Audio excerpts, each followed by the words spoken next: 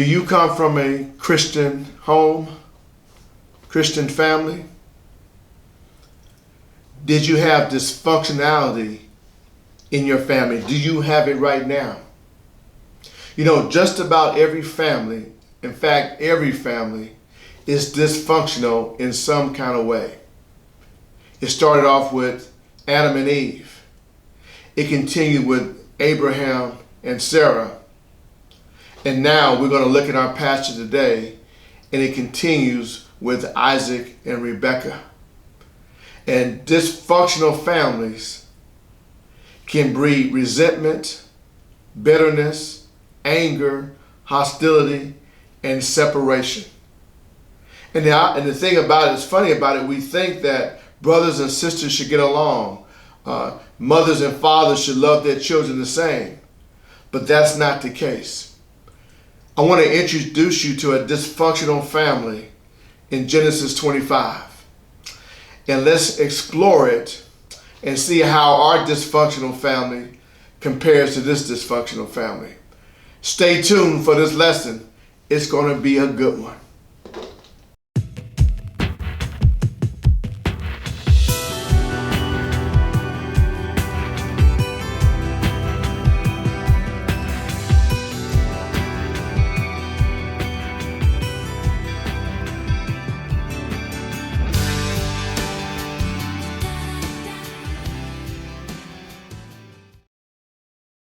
Hello, my name is Reverend Dr. John W. Wilson III, bringing you the Sunday School lesson for Sunday, September the 11th, 2022. Thank you for joining me on today. The title of our lesson is God Chooses the Younger Twin. We'll come from Genesis chapter 25. We'll begin in verse 19, end at verse 34. Appreciate you joining me. Before we get started, I want you to hit the like button, share button, subscribe button if this lesson blesses you. And if it does bless you, share this lesson with as many people as possible. I would like this lesson to reach as many people as possible, but I need your help. So let's get right into this lesson. We had talked about Genesis 19 last week. We talked about how Abram was called out of, first he came from the Ur of Chaldeans, then he moved with his father to Haran. And then God called him out of that country, Haran. He had spent some couple of decades there, if not more, there with his father. God calls him out of there, him and Sarah. Lot goes with him, and he moves him toward going toward Canaan, the ultimate promised land there. Well, God had made promises to Abram that through him, many descendants would come, many nations would come, many peoples would come, and many families would be blessed, meaning that the ultimate Savior would come through them.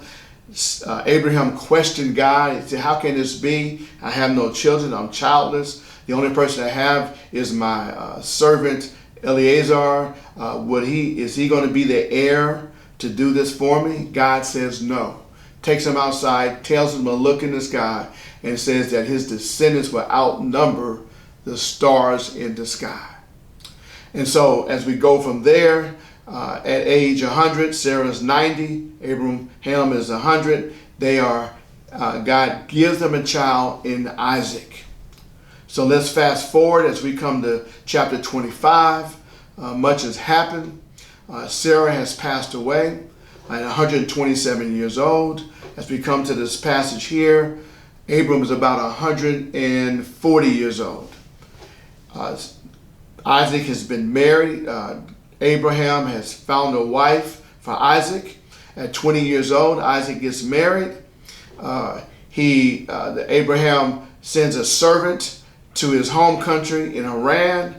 In his home country Haran, he finds a wife for him. The stipulation that Abraham gave his servant, his oldest servant, his most trusted servant, in selecting a wife for Isaac is that she had to be from his home country and his own kindred, part of his own family. So who does he find? He finds, remember I told you Abraham had a brother named Nahor. Nahor had a son. His son had a daughter. That's who was matched up with Isaac. So Isaac marries Rebekah. That's the great niece of Abraham. And so that's where we are as we come to this passage. We are now transferring from the life of Abraham to the life of Isaac. We are following the family, starting with Abraham all the way until the coming of the birth of Jesus Christ. So we're going to study, if you want to go to the look at Genesis and you want to look at the rest of the Bible, you'll be studying families that lead to the birth of Jesus Christ. So let's look at verse 25. We're going to look at verse 19. And we see here, again, Abraham fathered Isaac. And Isaac was 40 years old when he took Rebekah. So he was 40 years old when he took Rebekah.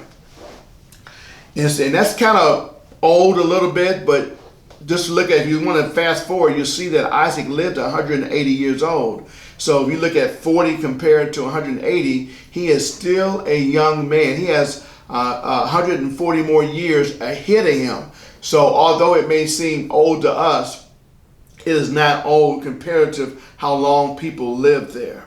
So he was 40 years old when he took Rebekah, all right, the daughter of Bethuel the Aramean. And I think they identify her as Bethuel the Aramean because Isaac was not to marry a Canaanite woman. And so by us getting a little bit of background of this, of Rebekah, we know that she was not a Canaanite woman, which was good. The sister, the daughter of Bethuel the Aramean, the sister of Laban the Aramean, to be his wife. So now, at 40 years old, he is married. And the first thing he wants to do, he wants to have children. One of the things that married people do or try to do is have children. And he knows the promises the promise that God made to Abraham. And so he knows that God kept his promise with Abraham. Is God going to keep that promise with him? And will he be able to have children? And so he anticipates having children, but they do not. For 20 long years, Rebekah is barren. She cannot have any children. She's struggling with this. Isaac goes through the same thing that maybe Abraham has gone through. God, you made this promise. I want to do my part. Lord, I need children to continue this legacy. I need descendants for this, your promise to come true, for many nations to be blessed, for many families to be blessed, for ultimately the Savior to come through this bloodline. I need children. And it's a very difficult time because they look around, they see other people having children. It's very common to have children, but they get married and they cannot have children. Rebekah is much younger, I'm assuming, than Isaac. You think she's of childbearing age, but they cannot. And what we have to understand, just like God was in control of when Abraham and Sarah had children, God is in control when Isaac and Rebekah have children. They will have children when God deems or when it's his will for them to have children. And so what we have here is that Isaac prayed to the Lord for his wife. So Isaac sees that Rebekah is struggling with this, sees how it upsets her. He wants to have children too. So he becomes an intercessor for his wife. His wife is troubled. So he goes to God on behalf of his wife so that they can have children. And we look at Abraham when they were not having children. We don't mention that Abraham prayed. Now I'm assuming that he did pray, but I think this word prayer, Isaac prayed, means that he prayed continuously.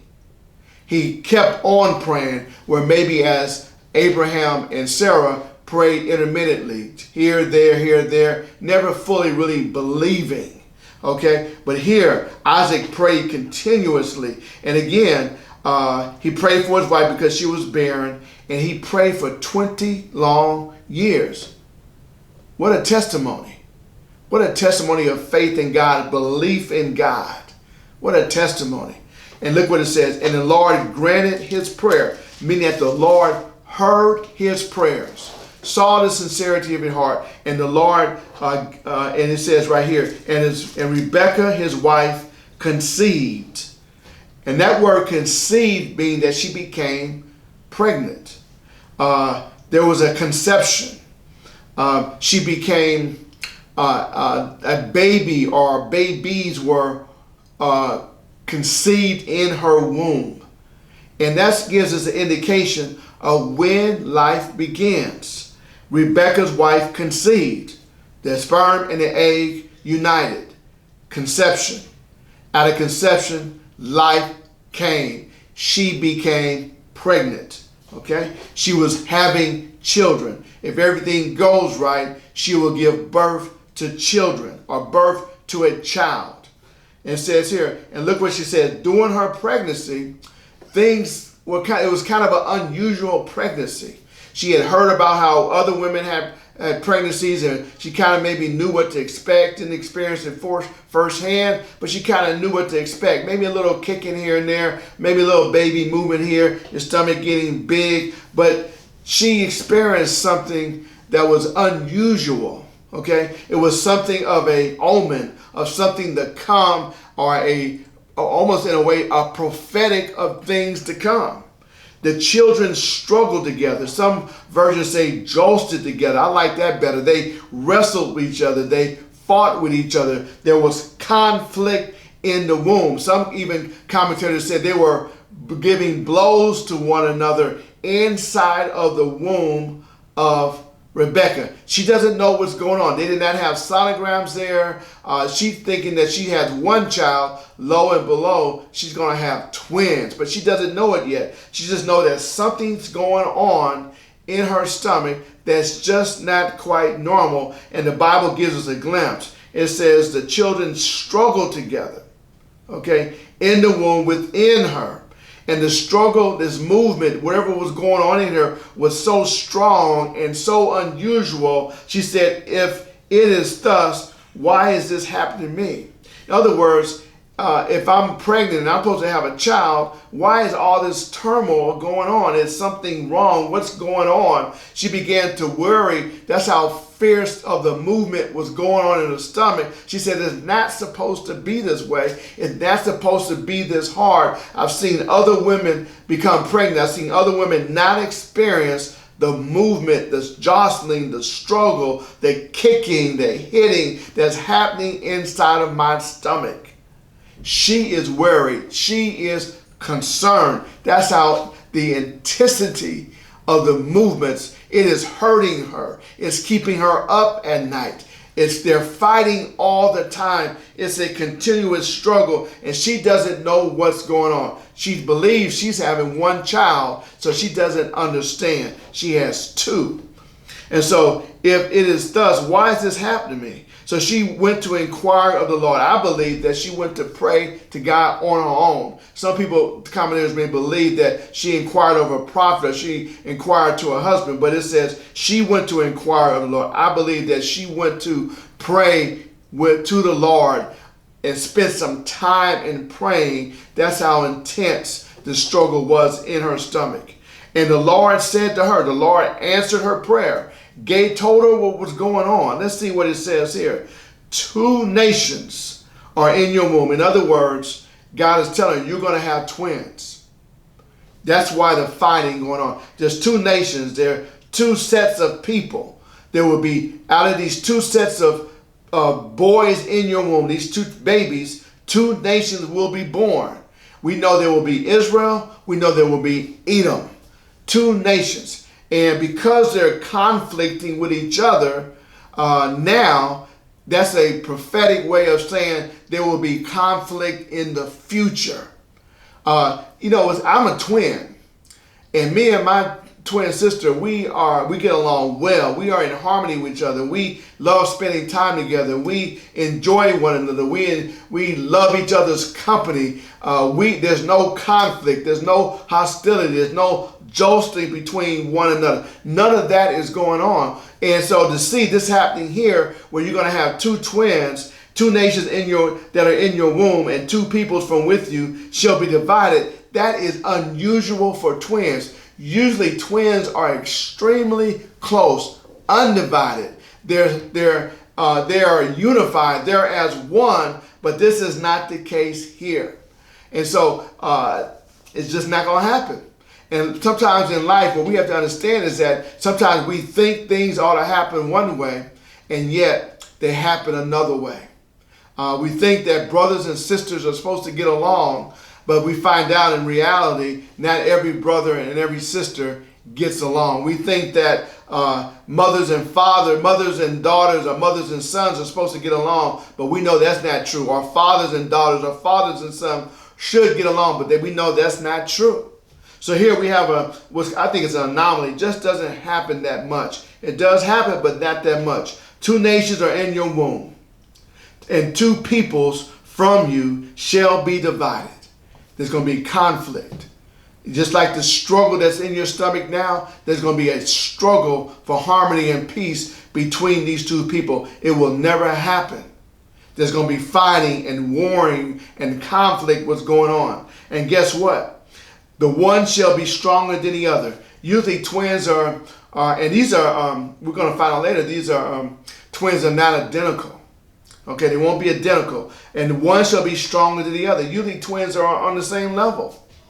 But in this case here, one will be stronger than the other. One will be mightier than the other. One will be able to conquer the other. One will be able to defeat the next one. And the older, and guess what? It'll be a role reversal. This is totally out the norm. And the older shall serve the younger. Now you have twins. They're not going to get along. They're going to divide. They're going to fight all the time. They're not going to like one another. And then they're going to have 2 separate nations that they won't even live together. Now we find out one will be stronger than the other militarily, fighting one another, defeating another. And then now we're going to find out that the younger one, the older shall serve the younger. The younger shall rule over the older one, which is totally backwards. Totally backwards. And so now she understands why she's having conflict in her stomach. This is a prelude of what is to come in not only as they're being raised and grow up in adulthood, but in their future descendants. In their future descendants. And as we look in the Bible, we're going to find out that Edom, descendants of Esau, was a constant thorn in the side of Israel. There was constant conflict going on. We look at 2 Samuel 8, and it talks about David, how David killed 18,000 Edomites, and the Edomites became servants of Israel. This will come true. This will happen. So let's look at verse 24. It says, when her days to give birth, she's pregnant, she's conceived, she's giving birth was completed. Behold, there were twins in her womb. Twins in her womb. The first came out red. This first one is Esau. And Esau is going to be characterized by his physical attributes. He came out all red, his reddish skin tone. He was hairy, his body like a hairy cloak. So they called him Esau, which means red. It describes his physical characteristics. And it says here, afterwards, his brother came out with his hand holding Esau's heel. His name was called Jacob. And the word Jacob means he grasps the heel. Okay? He grasped the heel. Now you got to remember there was fighting going, there was struggling on. Why did Jacob come out grabbing the heel of Esau? Well, the name Jacob means he grasped the heel, but when you look at the word heel, it can mean deception, cunning, trickster, a scoundrel, somebody who's untrustworthy. And so it's he's trying to usurp Esau as from being the oldest child. He's trying to pull him back in and trade places with him so he can usurp his authority. He came out being a trickster. He came out being a deceptor, someone who deceives. He came out trying to overthrow Esau, and we'll see later on in life that's exactly what he does. It started in the womb. Now the question is, did they know what they were doing? I don't know. Babies, they don't think that way, but their spirit or who they were naturally was inclined to fight against one another. And you may say, well, how is that true? You know, some people you just don't get along with. Your spirit doesn't match their spirit. Their spirit doesn't match you. So you're at odds. And so that's what happened in the womb. No, were they constantly thinking? No. But the spirit of one another was hostile toward one another. And so we have Jacob coming out, grabbing the heel of Esau, trying to pull him back in so that he can come first. Okay? And the word heel, again, is another word for deceptor, trickster, scoundrel, all those bad things, untrustworthy, self-centeredness. Those are described who Jacob was. Okay? So one is described with their physical attributes. The other one is described by his character. All right? So it says right here, his name was called Jacob. Isaac was 60 years old when she bore them. So 20 years had gone by before they had children. From the time he started praying to the time they had children, these twins, 20 years had gone by. Isaac is 60 years old, still a young man. What a testimony of his faith and persistence in prayer, faith in God. Amazing. Look, now we give a little background. These boys, what we have to understand, they are twins, but they're direct opposites. One is hairy, the other one is not hairy. One is red, the other one is not red. One is deceptive and cunning and treacherous, and the other one is not. Other one is not. He's described by his physicalness, so he's a physical nature, okay? Look what it says here. When the boys grew up, Esau was a hunter. So one was an outdoors person, a man of the field. Okay, he loved hunting. He loved being outside. He loved the fresh air. He was a country boy. Well, Jacob would be considered a city boy. It says, while Jacob was a quieter man, he stayed at home, took care of the business at home, did the things at house, maybe ran the business, maybe cooked, maybe took care of the animals, but he stayed at home, never going too far out from home. He was probably just quiet, homely boy, and mama's boy, and that's what we see here. And I believe that we're going to find out that Esau was probably more outgoing, more immature, maybe vulnerable in his personality. Only probably lived for the moment, didn't live for the long run. We look at Jacob, we're going to find out that he did think in the big picture, but he was a scoundrel. He was passive aggressive. He was sneaky. Just could not be trusted. So we have here, look what it says. So Jacob was a quiet man dwelling in a tent, stayed at home. Now this is where the dysfunction continues, okay? You have a dysfunction, two sets of twin boys fighting one another, spirits don't mix, but then you have parents getting involved, amplifying that, making it bigger than what it has to be, causing more problems that has a terrible, disastrous effect on their family and their children. Isaac loved Esau because he ate of game. So we have Esau was Isaac's favorite. It says, but Rebekah loved Jacob. Jacob was Rebekah's favorite. Now, both of them loved their children. It's just that Isaac loved Esau more, or was attracted to him more, and Rebekah loved Jacob more. She was attracted to him more. Conflict. Because parents shouldn't, as you know, parents should not be playing favoritism with the child. Now, there may be a time you may have more in common with that child, but you don't cross the line with favoritism. And as they grew up, I'm sure the boys knew which parent favored the other. I'm sure that causes greater tension and greater divide to an already hostile and volatile situation between Jacob and Esau.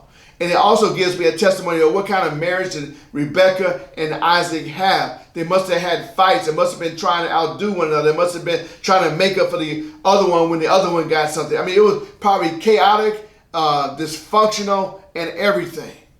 Everybody's going behind their back trying to do something to make up for the person or show their favoritism or giving praises to one. It just all that chaos with favoritism that causes all kinds of problems.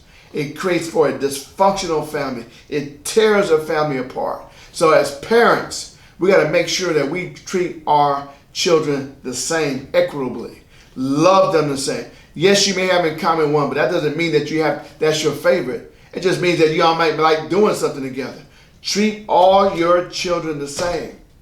Treat them the same, because if you don't, as they grow older, it's going to be disastrous. They're going to need each other, and they're not going to want to come to each other. They're not going to like each other. They're going to fight all the time. Here they're going to jostle and struggle with each other all the time. A constant conflict because one parent favored one child over the other. Just doesn't work. I can go on and on about that. So, dysfunctional family. Dysfunctional family. All right? So, verse 29. This is what happened here. And I read this passage, and I see that Esau and Jacob were not close at all. Not close at all. Maybe did they love each other? Probably, yes. But they were not close. They were not compassionate toward one another. They were not caring toward one another. And so this is how we're going to find out here. Once when Jacob was cooking stew, okay, he was at home cooking stew. Esau came in from the field. He had been hunting all day. He was tired. He was exhausted. He was famished. Couldn't catch anything. And so he's out in the hot sun, in the wilderness, walking here, walking there. Could not find anything. He was exhausted. And Esau said to Jacob, let me eat some of your red stew, for I'm exhausted. Normal thing. He's tired. He's famished. He's weak. He feels that if he eats, he'll be revived. It says right here, therefore his name was called Edom. Okay, his descendants are called Edom because of redness. He was red. The stew that he ate was red. They called them Edomites, red people. Okay. Jacob said, seeing the vulnerability of Esau, knowing the type of person that he is, emotional, impulsive, doesn't think about the long term, makes quick decisions, hasty decisions. That's how he lived his life. He decides that his trickery and his cunningness and his evilness and his self-centeredness to take advantage of his brother. It says, sell me your birthright now. Sell me your birthright. What's a birthright? Birthright is when the firstborn of a family has certain rights that other children or siblings do not have. It could be position in the family. It could be authority. It could be wealth. It can go back to inheritance, a double portion of the inheritance. But it's something that the firstborn gets that the other siblings do not. And in this case here, Jacob wanted what Esau was going to get when Isaac passed away. He wanted that. And so he wanted the status, he wanted the privilege, he wanted the wealth, whatever it was, he wanted it. And so now he sees that this is my opportunity to get this. He's weak, he's vulnerable, I'm going to take advantage of him. Sell me your birthright. And Esau, thinking only for a minute, not valuing his birthright, says this, I am about to die. For what use is a birthright to me? Was he going to die? Literally, no. But was he tired and weak? Yes. But he wasn't mature enough to value the birthright that was given to him. He wasn't mature enough to understand the rights and privileges and responsibilities of being a firstborn and what all that birthright included. And maybe he was thinking that, well, he has my birthright, but in the end, I'll get the blessing and then I'll make up more for this losing this birthright. But wherever the case it was a reckless decision, an immature decision by Esau to sell his birthright for a cup or a bowl of red stew that will only last 5 minutes, but a birthright will last him a lifetime and bless his family and other families. And so he said, what use is the birthright to me? Didn't understand it. Just thinking about the minute.